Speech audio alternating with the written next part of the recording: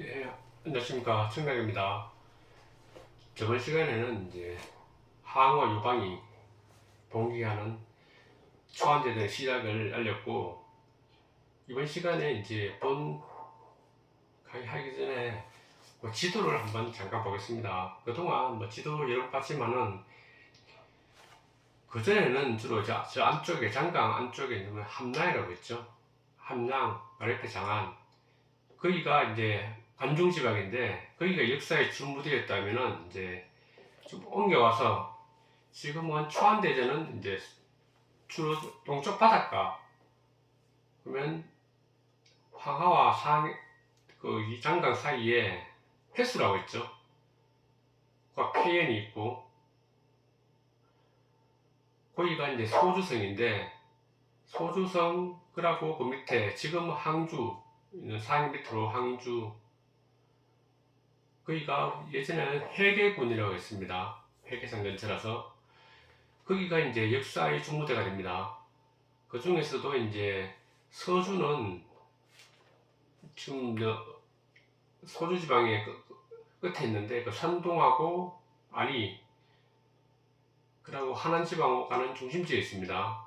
거기가 태현인데, 거기서 이제 유방의 중심 세력이 주로 거기 있었고, 거기서 시작했고, 거기서 이제 계곡을 거쳐서 한국간으로 쭉 전진을 하는 겁니다.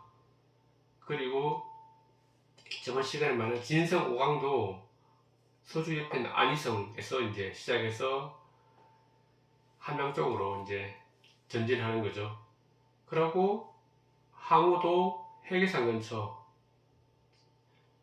거기서 출발해서 이제 초원화 지역을 거쳐서 함양 쪽으로, 어차피 한국간 쪽으로 가는 겁니다. 어차피 가는 방향은 다 동일했습니다. 거기 함양이 수도였기 때문에 관중에 점령해야지 이제 새로운 나라를 세우고 폐주가 되는 거기 때문에 이 함양 쪽으로 다 가게 됩니다.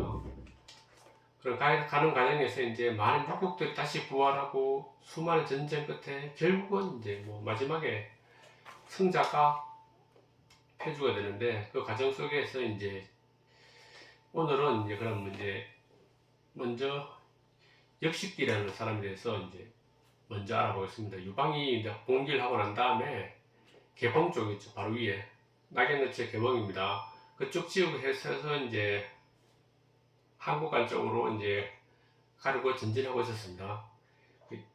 그 역식기라는 사람은 진류현 고향 사람인데, 진류현이 맨 그 개봉근처입니다. 개봉입니다. 개봉. 거기서 이제 개봉은 나중에 그 송나라 수도가 되는 그 개봉입니다. 북송의 수도. 유방을 만나기를 이제 기다리고 있었습니다. 그 전에 이제 이분은 나이가 꽤 많으신 분이었는데, 그 전에 이제 진성 오강군도 글로 지나갔지만은, 진성 오강이 사람됨이 좋지 못하다. 그래서 거기는 함대하지 않고 기다리고 있었습니다. 그런데 정말 그 유방이 그 인근에서 이제 전투가 있었고, 거기로 지나가게 되었습니다. 그래서 유방이 이제 도착하자마자 역식기가 찾아갑니다.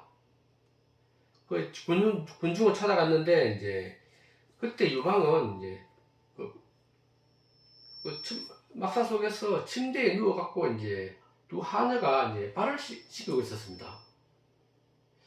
사람을 찾아왔는데도 계속 그 동작을 계속하고 있었기 때문에 역식기는 좀 화가 났었습니다. 그 당시에, 그러니까 유방이라는 인물은 그 당시에 사대부란 말도 없었지만은 학문을 하고 아니 예의를 논하고 그런 어떤 유학자 그런 거하고는 아주 거리가 먼 동네에 있던 한량살이였습니다. 그러니까 예의 이런 거는 잘 모르고, 그리고 그 유학자들도 되게 좋아하지 않았습니다. 형식에 얽매였든지 아니면 말이 많다든지 아니면 자기한테 자설하는 사람들 되게 싫어했거든요. 그래서 이제 역식기도 이제 그런 사람 중에 한 명이라고 생각하고, 오든 중 가든 중 별로 신경 안 쓰고 하인한테 이제 발을 내끼면서 침대에 누워서 이제 발을 씻고 있었는데, 역식기가 이제 하는 말이 적자고짜 그대는 이제 진을 도와서 제후를 공격하려는가, 아니면 제후들을 모아 진을 치려 하는가. 이렇게 질문하는 겁니다. 근데 유방이 갑자기 탁 터지니까 어차피 지금 반란군에서 지금 한국군을 가고 있는데 뭐 제우들 친다니까 이거 말도 안 되는 소리 하고 앉았다시피 해서 철 모르는 유생이라고 이제 대담 욕을 퍼붓습니다.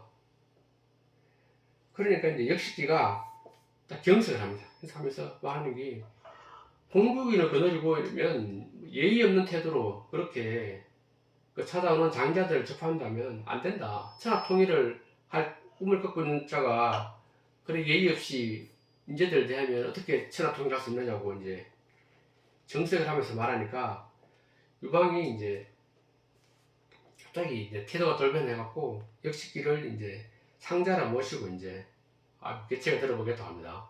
그 유방이라는 인물은 여기서도 볼 수 있지만 되게 막 변화무쌍한 인물입니다. 어떤 때는 되게 양아치 같다가도 어떤 때는 되게 호행이고 그래 상황에 따라서 자기를 바꿀 수 있는 그런 인물이었습니다. 그게 어떻게 보면 천하 통일을 하는데 가장 결정적인 어떤 역할을 하는 겁니다. 자기 변신할 줄 안다는 거, 상황에 따라서. 어떤 사람들은 이제 그렇게 하면 되게 좀 줏대없는 사람에게 욕할 수도 있겠지만은 자기 줏대만 세우다가는 결국은 큰 걸 잃기 때문에 그 상황에서는 유방 같은 인물이 다 어울릴지도 모릅니다. 항우는 나중에 오겠지만은 자기 고집대로 너무 앞으로 전진하는 성격이 있었기 때문에 결국은 폐업을 망치는 그런 화를 당하게 됩니다. 그래서 이제 그새 듣는데 어차피 지금 유방이 개봉을 지나서 뭐 낙양 지나서 어차피 한국관으로 가려고 진진하고 있었지만은 역식기는 이제 관중을 직접 공격하면 안 된다. 그래갖고 그 당시에 군사가 한 1만 명 정도 있었답니다. 1만 명 가지고 그러고 뭐 정예군도 아니고 어떻게 한국관을 쳐서 관중 지방에 들어갈 수 있느냐 그렇게 말하고 먼저 진류를 공격하고 해야 한다고 말합니다. 진류는 거기 장강가에 있는 그 곡식 창고를 가지고 있는 그런 시원인데 그것을 공격해서 이제 인적 분량을 확보하고 기반을 먼저 다져야 된다 이렇게 얘기했습니다. 그래서 이제 진류인 현령에게 이제 역식기가 찾아가서 투항을 권고합니다. 그러니까 이제 역식기에 이제 어떤 언변이 좋고 그러고 상황 분석을 정확하게 하기 때문에 진류의 형령도 역식기의 말을 듣고 투항을 합니다. 그래서 이제 결국은 진류라는 그 양식 창고를 확보하게 됩니다. 이게 어떻게 보면 초창기에 가장 결정적인 이제 유방이 성공할 수 있는 요인이 됩니다. 일단 군사들도 먹고 살아야 되기 때문에 곡식이 못 자르면 어떤 군사 전략도 펼치고 있었기 때문에 일단은 진류를 양식창고를 확보하는 것이 엄청난 큰 도움이 됐습니다. 이후에 이제 역식기는 광야군을 임명됐는데 이분이 역식기가 제후들을 사신으로 보내서 이제 되게 성공을 많이 거두었습니다. 일일이 하나하나 성을 정복하면서 그 진나라를 공격한다는 것도 상당히 힘든 일이었는데 역식기는 은변과 상황 분석으로 해서 이제 싸움 없이 많은 현들을 이제 불복시켜서 이제 유방 세력 모으는데 결정적인 이제 역할을 합니다. 그러고 이제 역상이라는 동생도 있었는데 그 동생도 이제 많은 군사들을 데리고 있었는데 군사들을 데리고 유방에게 합류합니다. 그러고 또 이제 항량을 온다면은 항량을 얘기하는 항량은 처음에는 이제 항우도 항량 밑에서 이제 선촌이죠. 따라다녔습니다. 계속 초나라를 이제 회복하려고 했는데 초나라 이제 반란군들이 이제 항량이 소평이라는 자가 있는데 소평이 되게 군사들을 많이 이끌고 있었는데 소평이 항량에게 합세를 하게 됩니다. 그래서 이제 세력이 되게 커졌습니다. 항량 군사들이. 그러다가 이제 항량은 이제 범중을 만나게 됩니다. 범중은 그 당시에 되게 군사적으로 책략가였습니다. 어차피 이제 유방에게 장량이 있다면은 항시 집안에 항우 항량에게는 범증이 있었습니다. 범증이 이제 깨려는데 초나라를 먼저 회복하라고 건의를 합니다. 초나라 사람들은 이제 진에 끌려가서 이제 해양에 대한 동정심이 매우 강합니다. 전번에 시간에 얘기했지만은 이제 마지막에 왕전에게 피하고 난 다음에 항년이 거기에 그 다음에 수도를 점령당하고 난 다음에 그 해양은 함량으로 끌려갔습니다. 함량으로 끌려가서 거기에서 돌아오지 못하고 거기서 이제 죽게 되는데 그에 대한 초나 사람들이 해양에 대한 동정심이 되게 많이 가지고 있었고 그래서 이제 초나라를 회복해야 된다. 초나라를 회복하는 것은 이제 웅심이라는 데를 찾아서 이제 웅심이 이제 그 초해양의 손자인데 찾아서 왕으로 만들어서 봉기를 해야 된다. 초나라를 세우고 난 다음에 그러면 초나라 사람들의 전폭적인 지지와 마음을 얻을 수 있을 것이다 해서 이제 웅심을 찾아서 초나라 해양으로 복직시킵니다. 해왕은 어차피 그 끌려가는 그 왕하고 같은 이름을 쓰게 됩니다. 의도적으로 그렇게 썼습니다. 해왕을 하고. 그러고 도성은 이제 우치해주고 이제 항량은 이제 무신군으로 이제 칭합니다. 서로.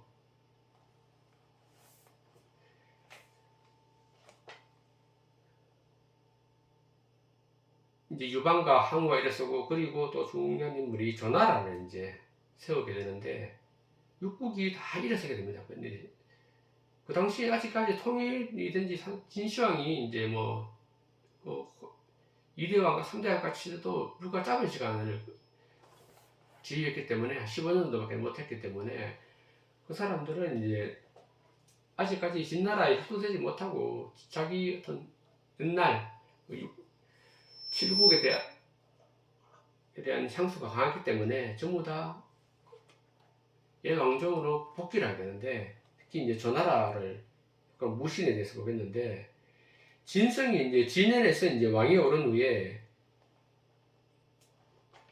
아까 말씀 진성 왕이 아직 살아있던 진현에서 왕이 오른 후에 이제 오강에게 정량이라는 것을 형량을 공격하게 했는데 계속 이제 북상을 건의합니다. 그래서 이제 진성은 이제 무신을 수장으로 삼고 북상하게 합니다. 북상하면 이제 거기 항하를 넘어서 이제 조나라 땅 옛날에 삼진의 땅으로 들어가게 되는데 호걸들이 많이 가당을 합니다. 그래서 무신이 진군하니까 그 위에 있던 어차피 거기 삼진의 사람들도 진나라에 대한 반감이 워낙 강하기 때문에 이제 무신에게 되게 호의적이었습니다. 심하게 성을 함락했는데 관리들을 이제 모두 다 죽여버립니다. 성을 10개 정도 함락했는데 그러니까 인근 성에서는 이제 어차피 성주들은 이제 자기들이 어차피 정복당하면 다 죽는다 싶어서 결사적으로 항쟁하게 됩니다. 그러니까 그러면은 이제 점점 더 힘들어지는 거죠. 그 일일이 하나하나 성을 정복해서 그 지역을 확보한다는 게. 그러는데 마침 이제 범량 이제 현령의 책사라는 배책이 찾아옵니다. 무신을 찾아옵니다. 범량 현령이 이제 그 당에 이제 서궁이 있는데 당신에게 투항하려 한다. 그러니까 공적을 잠시 멈춰달라. 그러고 이제 또 깨려는 게 범량 현령을 이제 제후로 봉해달라. 그냥 투항을 받는 게 아니고 그냥 제후로 봉해주고 봉하고 난 다음에 범량 현령에게 인근 성들을 찾아다니면서 이제 유사하게 한다. 그러면 이제 스스로 이제 성주들이 투항할 것이다. 왜냐하면 이제 나 봐라 나하고 투항하니까 이렇게 성도 봉해주고 자기 지위도 인정해주고 하니까 이렇게 좋은 대우를 해주는데 당신들도 투항하면 좋은 대우를 받을 수 있다 그렇게 하니까 그 사례를 보고 이제 여러 성들의 성주들이 스스로 투항을 합니다. 그래서 순식간에 이제 한단, 옛날 전하 수주 한단, 항아리에 있는 한단까지 정복을 하게 됩니다.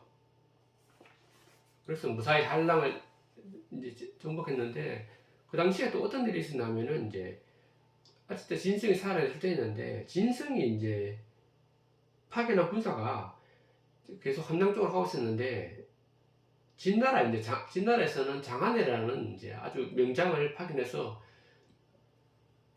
여기 반란군을 평정하게 합니다. 근데 이제 장한이 그래도 정규군이고 진나라가 아직까지 그 군사력이 막강했기 때문에 반란군을 차근차근 다 제압을 합니다. 제압을 하면서 이제 진성 왕의 공군과 맞입했는데 진성 왕부도 대패시킵니다.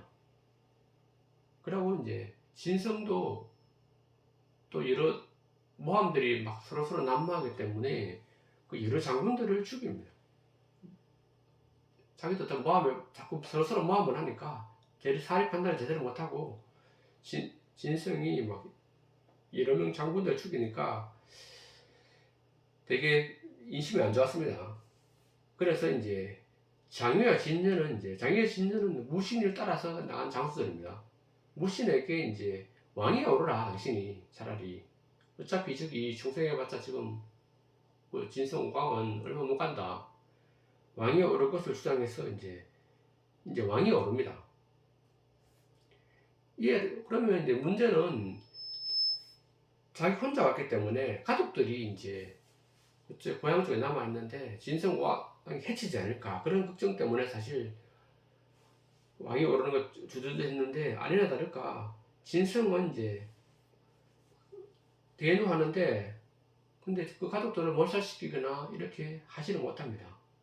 왜냐하면 이제 진나라로 지금 쳐들어가는 게 함양 쪽으로 쳐들어가는 우선이고 그렇게 하면 혹시라도 그 무신의 군사들을 죽이려면 인심이 흩어지기 때문에 지금은 그럴 때도 아니다. 지금 그래서 어쩌지 못합니다.